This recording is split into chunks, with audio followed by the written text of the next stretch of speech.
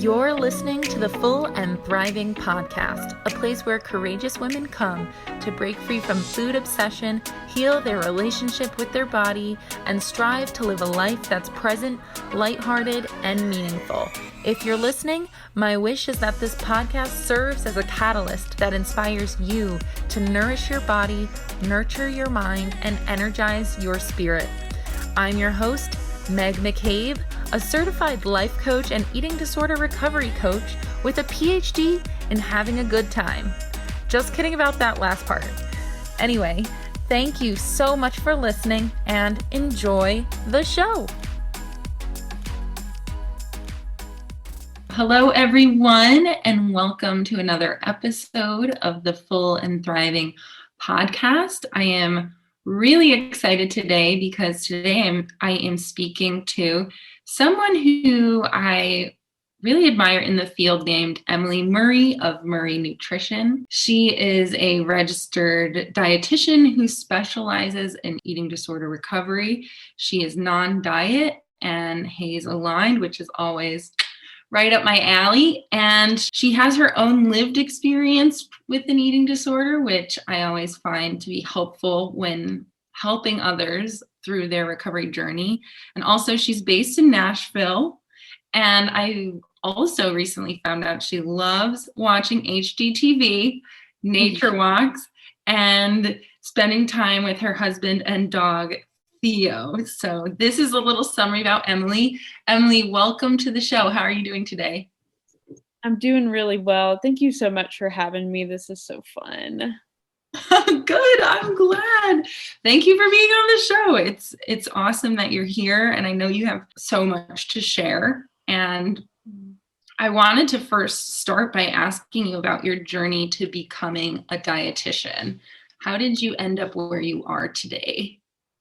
Yeah. So many twists and turns, as all of us have in our journeys of recovery and life. The condensed version, how did I become a dietitian? So in high school, I was diagnosed with IBS, just had a lot of anxiety and stomach symptoms and all of that stuff. And in college, it got pretty bad, just symptom wise. And so I thought, yeah, maybe I can be a dietitian and like cure my IBS and help other people with this, which, was very well intended. But in that process, I actually, in my own journey, I ended up really getting into a lot of disordered eating, which definitely developed into an eating disorder. I was really hyper focused on, what do I need to eat to feel good? Do I need to follow a FODMAP diet? Do I need to eliminate gluten or dairy or, all of that sort of thing? And was just really totally oblivious to, I knew my anxiety and stress affected my digestive system, but I truly had no idea the extent of that. So I really kind of went down a rabbit hole that was not super fun.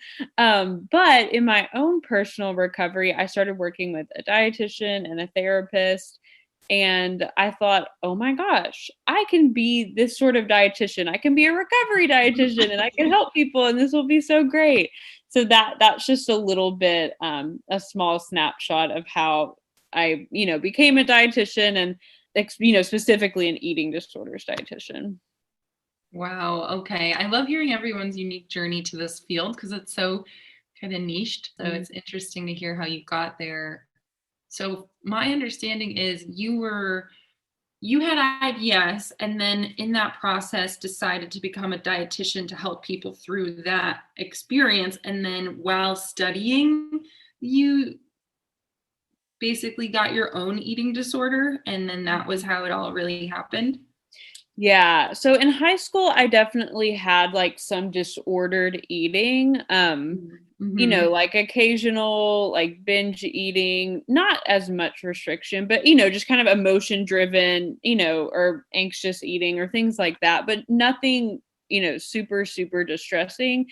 And Mhm. then when I had the IBS symptoms, and I thought about becoming a dietitian, I actually went and saw a dietitian, not eating disorder trained. And I told the dietitian, like, and I'm proud of myself for even having this awareness, but I kind of told her, like, I think I might have an eating disorder. Do you think I have an eating disorder? And she said, no, no, no, no. You don't like restrict enough or binge enough to have an eating disorder. And so that was just really, really bad. And she put me on a gluten-free, dairy-free diet. And so that's where it really, really spiraled into, more restrictive eating and just emotionally, socially, just so horrible and sad and just not good. And so I ended up stopping. I didn't continue with her, and then started my recovery journey when I realized, yeah, this is not good and this isn't an eating disorder. And that lady didn't know what she was talking about. Wow, I'm so sorry that happened. That is Mhm. really disappointing, especially since I hear that a lot. We trust a lot of medical professionals and they might not be informed on eating disorders, and Mhm. it just becomes worse because of those interactions. Yeah. So I'm sorry she really triggered that experience for you, but Mhm. it sounds like you had the wisdom, which is really cool to look back on because, as you might know, I have lived experience too, and I always Mhm. look back at how wise I was as a younger person, and I'm really impressed by that. And so it's nice to hear that you felt the same way about yourself. At what point did you realize you needed to seek help for your own eating disorder? Like you kind of realized, no, actually, this is an eating disorder and I need to heal. Yeah, yeah. So I think, this goes along with kind of some of what we're going to talk about today. But, one of the things that I did do, I knew my eating was restrictive and it just wasn't super great. And I would Google like symptoms of eating disorders and symptoms of anorexia. And I was like, wow, like I have like all of these symptoms, except I'm not underweight. So I absolutely don't have that. I absolutely don't have an eating disorder. And I think that delayed me from seeking help for a while. What really led me to, seek help was I couldn't concentrate in school. I was having mental breakdowns, like sobbing, calling my mom, just not good. And so I was like, oh, okay, this is not good and something has to change. And so really the emotional toll is what really, really pushed me to seek help. I was like, I don't know what this is, but this is not good. So I'm going to get help regardless of if this is an eating disorder or an anxiety disorder or both. Like I told my mom, I said, I need a dietitian, I need a therapist. Like I'm something's not right. That is amazing because I see so many individuals who focus so much on the underweight aspect when Mm, in reality, I think I heard somewhere that only 7% of those with restrictive disorders land in the underweight category based on mhm. BMI, which is out of date anyway, but it's still one of those amazing statistics where it kind of opens your eyes to realizing you do not have to be a certain size to be diagnosed with an eating disorder. Mhm. Well, so it's pretty wild to hear that, but I'm glad that you had the wisdom to recognize there are other indicators that your health is out of whack as far as like your own mental health was. Yeah. So, Yeah, for sure. yeah. So that kind of brings up a little bit about what we were going to talk about today, which is atypical anorexia. Mhm. Before we got on this call today, I asked you about something you're passionate about talking about, and you brought up the subject, and I was really excited to hear more from you about this. And I guess my first question is, when you were seeking treatment and and you weren't underweight, did that impact how professionals interacted with you or impact the treatment they decided to give you? Was there any like weight stigma involved when you went to get help? Yeah, that's a really good question. And I think there absolutely was. And that's really important for us to talk about because I am in like a relatively very small body, just like I have thin privilege. I live in a small body and I still experience some of that. So, it's just like how much more might someone in a larger body than mine experience that? So, luckily, in my eating disorders treatment team, I didn't, which was amazing. Nice. But I will say, I think I experienced it with that dietitian because I said, I think I have an eating disorder and I wasn't underweight. I think if I would have, quote, quote, been underweight, she would have taken that more seriously.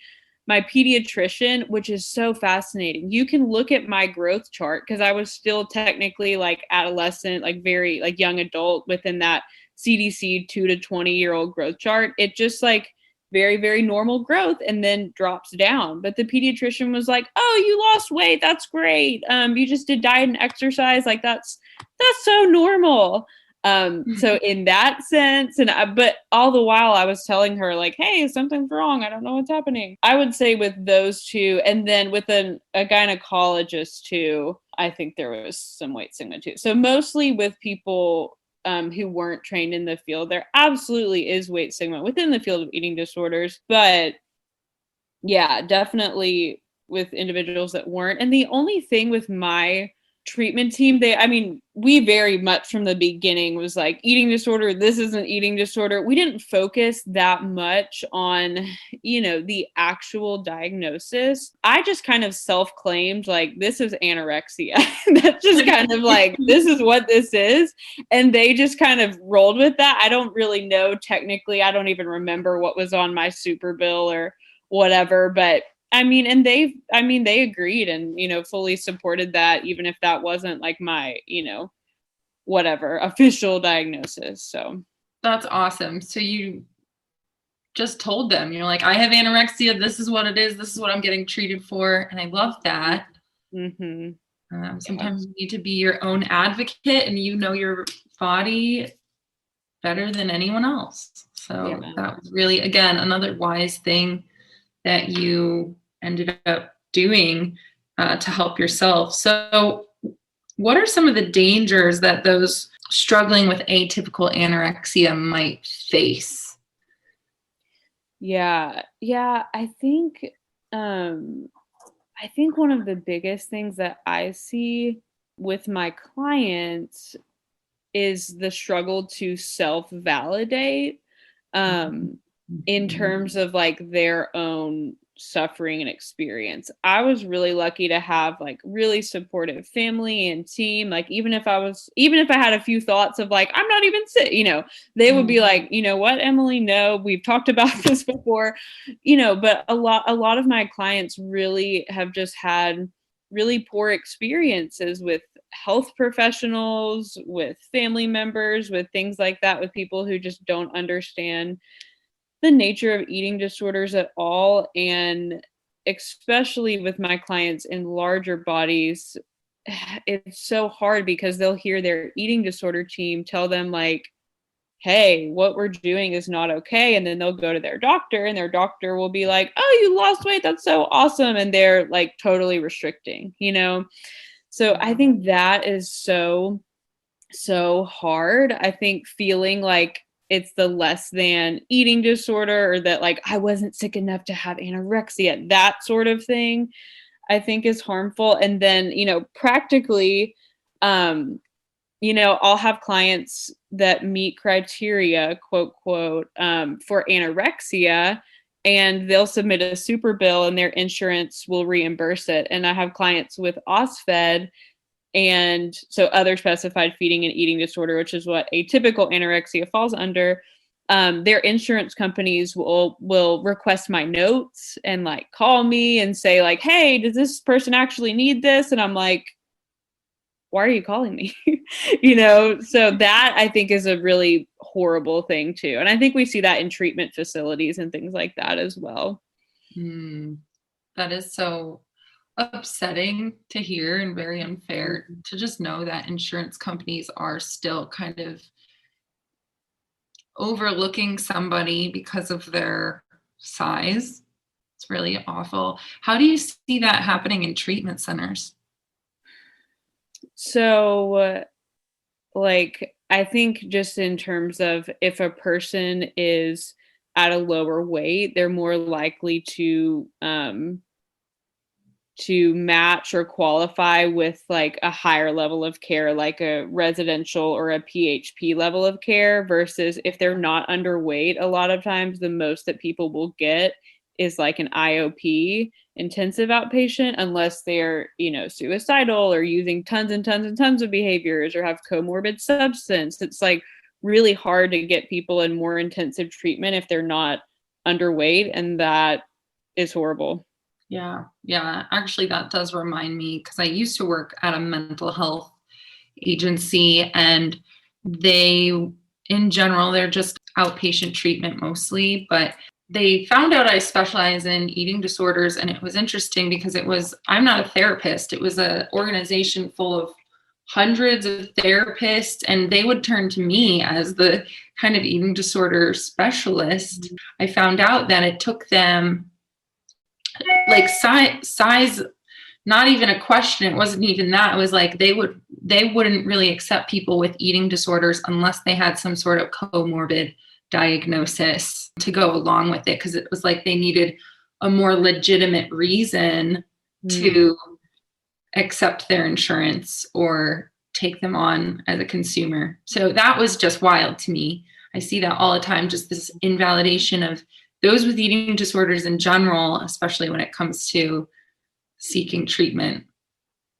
Yeah. Yeah. And I think it's just a total lack of understanding of what an eating disorder is, right? Like eating disorders are mental illnesses, right? Like first and foremost, there's something going on psychologically. Absolutely, there can be, side effects of weight loss or weight gain or weight staying the same. We just don't know. But too often, the first thing that someone wants to know is a person's weight. And that's really like missing the whole rest of the iceberg and the whole bigger picture. Yeah, so true. So true. You mentioned that one of the biggest struggles for those with atypical anorexia is this validation piece. Mm-hmm. Do you help your clients validate themselves or learn how to validate themselves? And would you have any advice for anyone who might fall into that category on how they can start at least learning to validate their own experiences? Yeah, totally. So, with a lot of my clients that struggle with that, I will first provide a lot of validation because they might not have ever received that or even know what that looks like. So we will talk about, weight stigma. We'll talk about fat phobia, anti-fat bias. We'll talk about my opinions of the DSM and, all of those things. And I'll really validate, like, I totally see your suffering. I'm an eating disorders professional. I know your weight and I see your behaviors, and this is kind of what I think. And we'll really talk through some of those things. We'll talk about quality of life and like, let's just throw the DSM out the window. Like, what does your quality of life look like? And, how can we improve that? And do we want to improve that? And what do we want our life to look like? So we will talk a lot about all of those things. And then I really like using self-compassion statements from Kristen Neff. So really focusing on mindfulness versus like I don't know if it's mindfulness versus over identification or common humanity versus over identification, but starting with mindfulness, like, okay, I'm noticing that I'm having all of these thoughts that my suffering is not valid, that I'm not even sick enough, that, whatever, and naming that. And then validating like, wow, that's really hard to have all of those thoughts while also, really, really struggling. And then practicing self-kindness and asking, asking yourself what you really need in that moment, whether it's a statement of validation or talking to a friend or something else. So really kind of slowing down. And then I'll also encourage my clients to try to tap into that healthy self versus, that eating disorder part that totally wants to keep them sick and keep them stuck and keep them, wrapped up in the eating disorder, I'll ask, like, is there any part of you, no matter how small, that, thinks what I'm saying might be true about, the DSM or this diagnosis or your eating disorder? And they'll be like, maybe, so we'll talk about that too. I think that's really amazing to hear that people can find someone like you who provides them with that validation right off the bat. Like, Mhm. from a professional who's trained in eating disorder recovery, you have, at least in my opinion, if I was struggling with atypical anorexia and needed validation from someone, like a professional can really help, just getting your healthy self to stand up and say, well, if this professional is telling me that I'm valid and that I'm sick enough, maybe I can trust that. Mhm. And that is a huge step. So I love that you do that. And I think those compassion statements are so helpful as well. And it is a matter of slowing down and just asking yourself, what do you need? What do I need in this moment? So I love that. Actually, while you were talking, I was thinking about what I read about you on your website. And you also mentioned the concept of radical honesty, which Mm. I think is so cool because that's something I don't call it that. I always call it, I tell everyone I work with to call your eating disorder out, just constantly call your ED out, call yourself out. And that's Yeah. kind of my form of radical honesty. But how does that come into play when you're working with clients? And it doesn't necessarily have to be just focused on atypical anorexia, those with atypical anorexia, but in general. Yeah, totally. So I added that actually to my website recently because I I love it. I just really value honesty and transparency. Yeah, so I think one of the biggest ways is, like, a client will be talking and it's like totally the eating disorder. It's like blah blah blah blah blah. I'm like wondering if I should like go back on a diet or whatever, all this stuff. And I'll just be like, just wait and wait and wait. And I'll be like, am I talking to your eating disorder right now? Because I think that's what's happening. And they're like, how did you know? And I'm like, okay. So definitely, yeah, just like what you said, just calling out, eating disorder parts that are coming out. And I think too, really truly, I'll be really, really honest with people about what I think they need in terms of treatment. Like, we could do this outpatient for 3 months and you could, or however many months, and you could do that with me. But I think you would probably benefit even more from doing a more intensive treatment not with me, so really putting like client care first and what will be the most beneficial to them versus just like keeping them in my office, because that's not helpful for anyone. Yeah, I completely agree. I think sometimes the outpatient model isn't the right fit, and it's important to recognize that if you need more help, there's nothing wrong with seeking a higher level of care instead of keeping yourself stuck. I think giving yourself the best opportunities possible, as of course, if you can access those resources. I know so many people do have trouble accessing higher levels of care. Yeah. So, with atypical anorexia, do you have any comments or thoughts on the challenges those might face when recovering? Because, so basically, if you're not underweight, so you're living in maybe a straight sized body or even a larger body, and you're recovering, and then there's some potential weight gain there.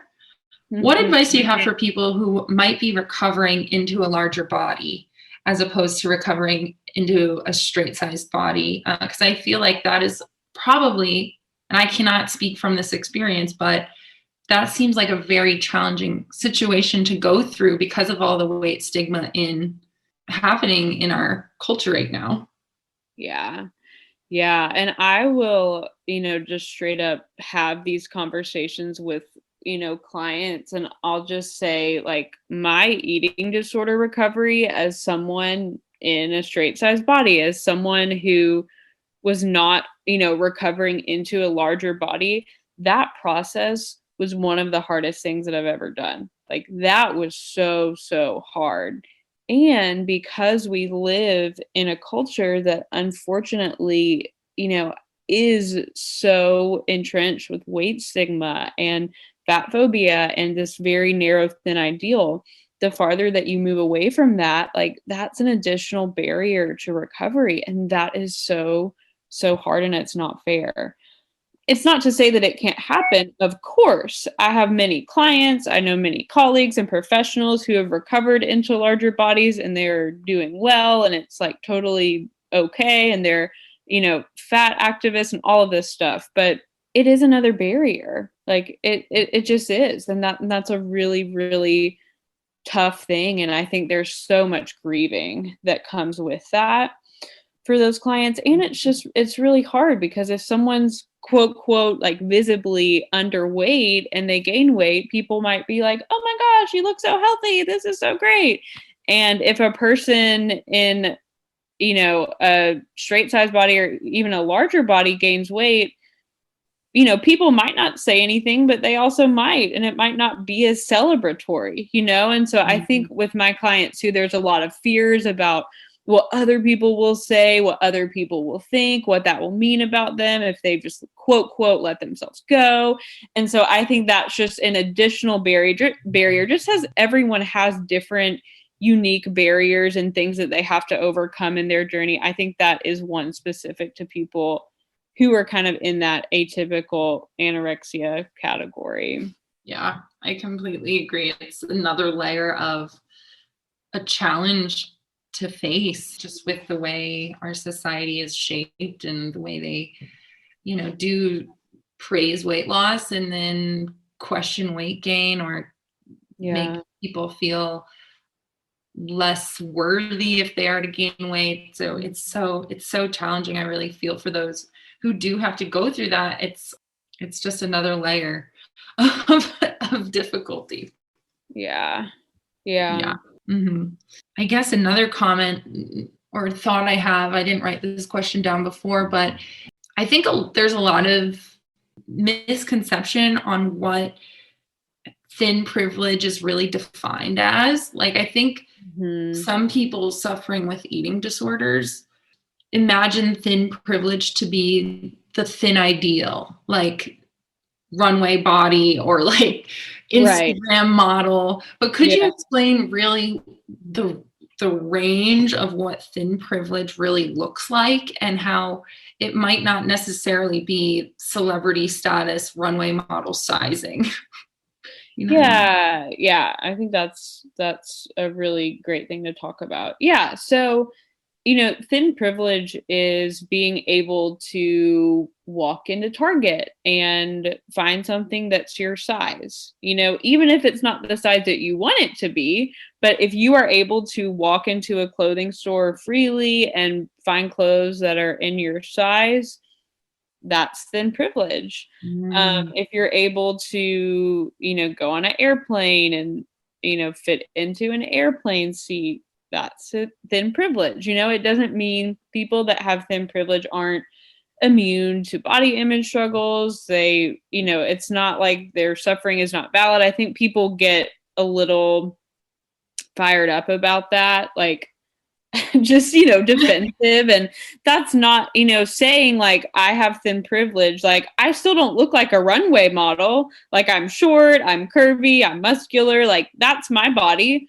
And I have thin privilege. Like I'm not burdened by systemic things within our society because of my size. And I think that's what we don't talk about as much when it comes to that term. Yeah, I think people's view, if they do not fall into that beauty standard sometimes, but still have thin privilege, there's this gap where they're thinking, well, I must not have thin privilege because I don't fall into this category.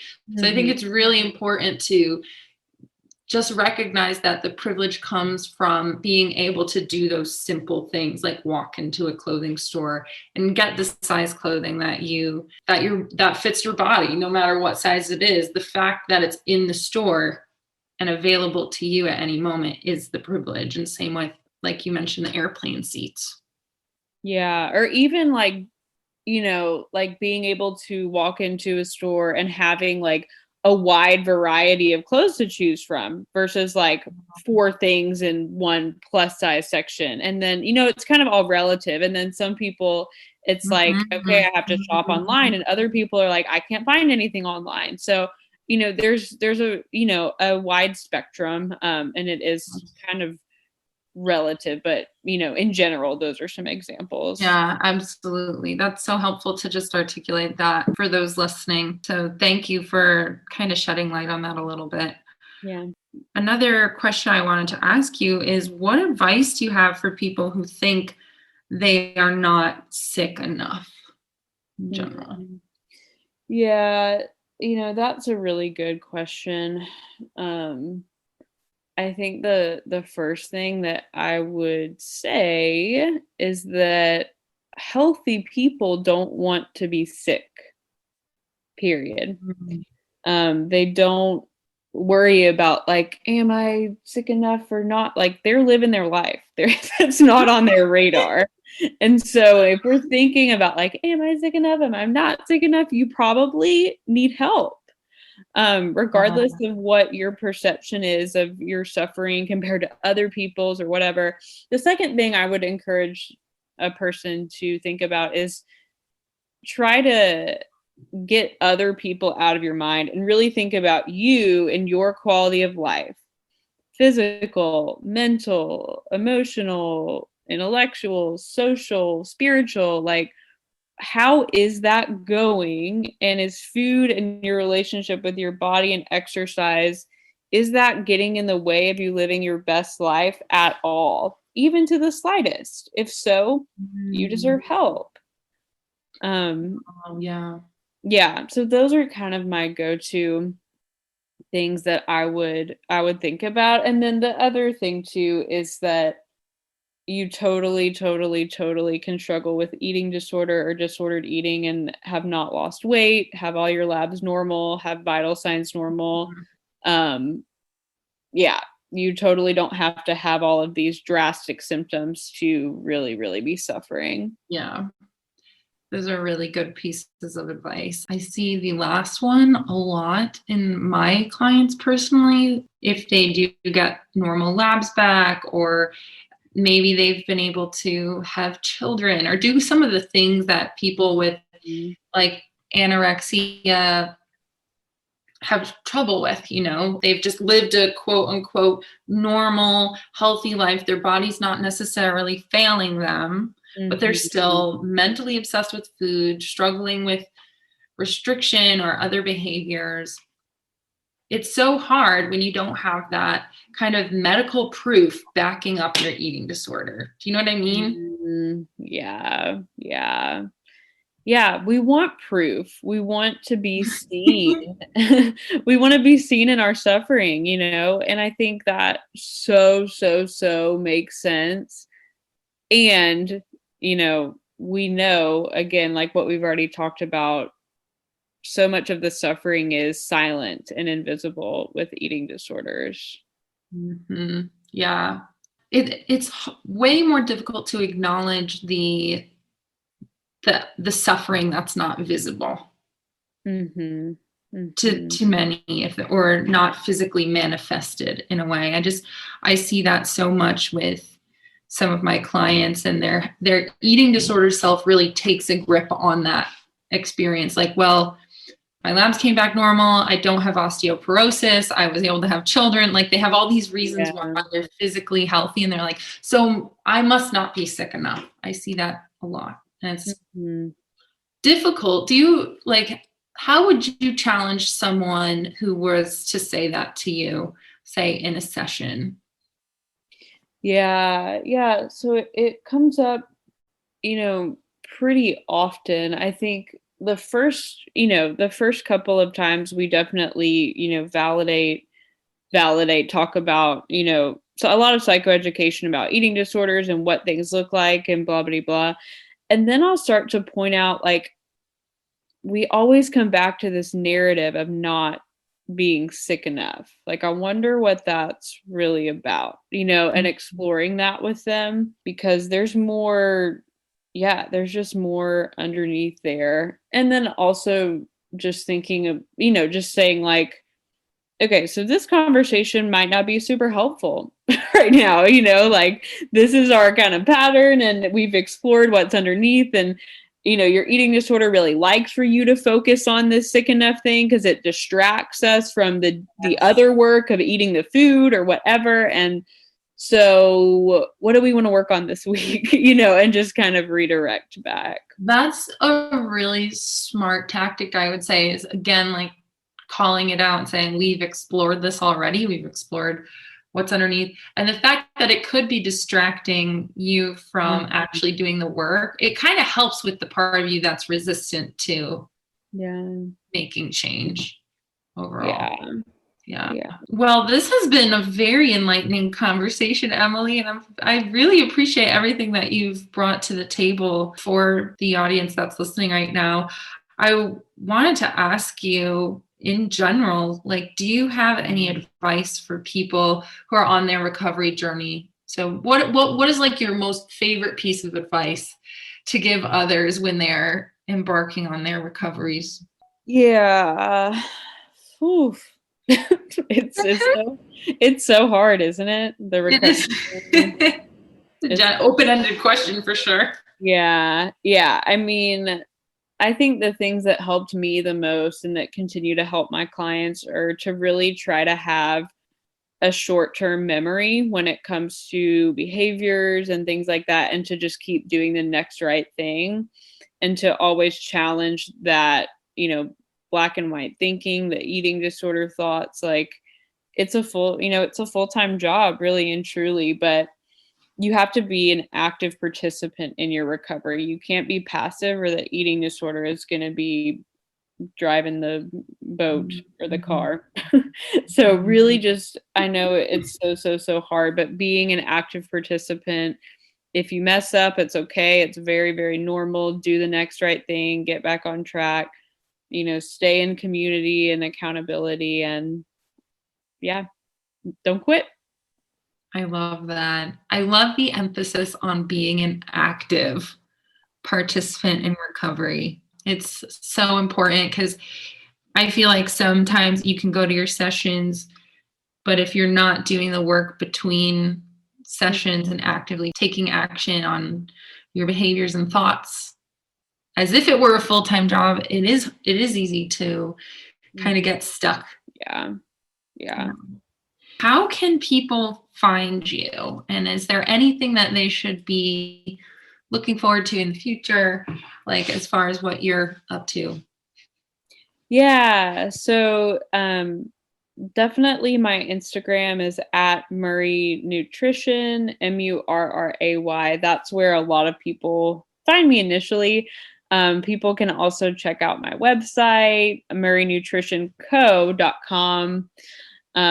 Those are probably the two easiest places to find me. I'm having some people shift around, so might be taking a few more clients this summer, which is exciting. I have a new associate, Caroline Shermer, who also specializes in eating disorders, and she is great. And we have some groups and different things on the horizon, so you can hear more about that on Instagram and on our website.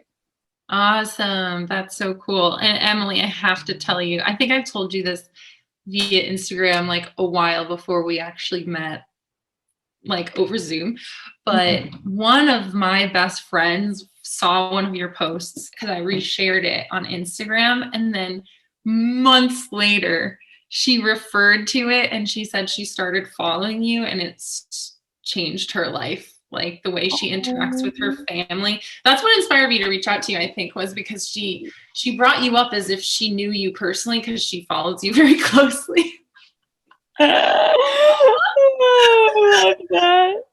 Yeah, so your content, like everyone listening, Emily's content's very powerful and impactful, and it can change your life, even if you don't work with her one-on-one. Just following the content's very great, just because I've seen it in my friend, which was cool.